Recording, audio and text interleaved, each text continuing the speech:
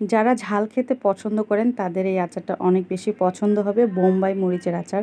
আর এই আচারটা তৈরি করার জন্য আমার এখানে রসুন, বোম্বাই মরিচ, পাঁচফোড়ন, তেঁতুল আর হচ্ছে সরিষা লাগবে। তেঁতুলটা ভিজিয়ে রাখবো, ভিজানো হয়ে গেলে এটা চিপে এটার কাত বের করে নেব।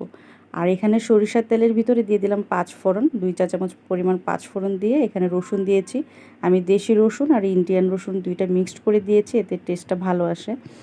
তারপর এখানে কিছুক্ষণ নাড়াচাড়া করার পর এখানে আদা বাটা, রসুন বাটা আর হচ্ছে সরিষা বাটা দিয়ে দিব। আর এই সব কিছু একদমই পানি কম দিয়ে পাটায় বেটে নিয়েছি আমি। আর এই পর্যায়ে আমার ভিডিও স্কিপ হয়ে গেছে, এটা সব সময় হয়, আমার ফোনের স্টোরেজ ফুল হয়ে যায়। আমি এখানে বোম্বাই মরিচ দিয়ে দেওয়ার পর দিয়েছি শুকনা মরিচের গুঁড়া দিয়েছি 2 চা চামচ, হলুদ দিয়েছি 1 চা চামচ আর তেঁতুলের যে কাত করে রেখেছিলাম সেটা দিয়ে দিয়েছিলাম। এই ভিডিওটা আমার স্কিপ হয়ে গেছে। আর তারপরে দিলাম জিরার গুঁড়া আর হচ্ছে চিনি। চিনিটা টেস্ট অনুযায়ী দিবেন, দিয়ে কিছুক্ষণ নাড়াচাড়া করার পর এখানে ভিনেগার দিয়ে দিব। ভিনেগারটা দিয়ে দেওয়ার পর এটা ঢাকনা দিয়ে ঢেকে রাখলেই হবে 2 মিনিট বা 3 মিনিটের মতো।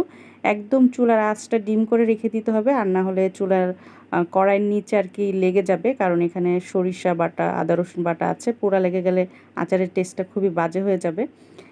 2 মিনিট ঢেকে রাখার পর আমি এখানে নাড়াচাড়া করে এই ঢাকনাটা সরিয়ে ফেলবো। আর রেডি হয়ে গেল এখানে আচারটা।